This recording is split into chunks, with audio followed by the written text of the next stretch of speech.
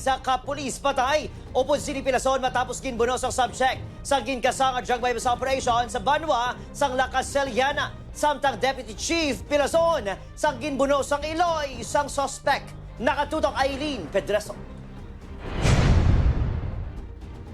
Sa siningabahin sa balay sa pamilya Akupan sa barangay Talaptap, Lacaseliana, Negros Occidental nagluntad ang madugo nga drug bypass operations ng kapulisan kagabi. Subject sa operasyon, ang 41 anyos nga si Edward Akupan, isa ka street-level individual.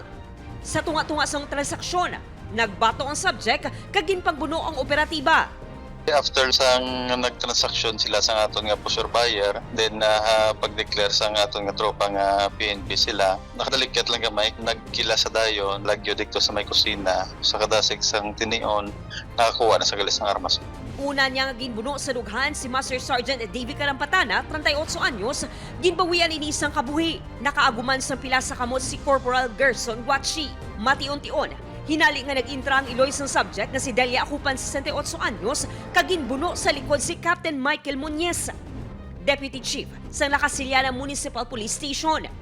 Padayon nga ginabulong sa ospital si Guachi kag Muñez.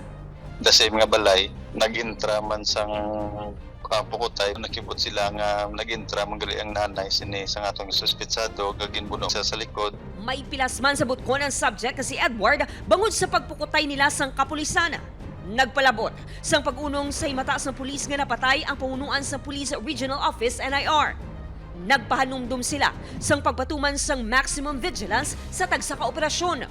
This is a local performance of duties natin ng kapulisan. It's only happened yung napatay. So that will be, ang tanan ng mga person would be identified by our witnesses. Kung sino ang mga tao ma-identify natin na nag-intra will be subjected and will be part for the filing of the cases. Magapangatubang ang mag-Iloy sang reklamo nga homicide kag frustrated homicide. Na-recover ang kutsilyo nga gingamit sa insidente. Naglabo sa mosobra 47,000 pesos nga balor ng suspected shabu ang nakuha sa operasyon. Aileen Pedreso, 1 Western Visayas.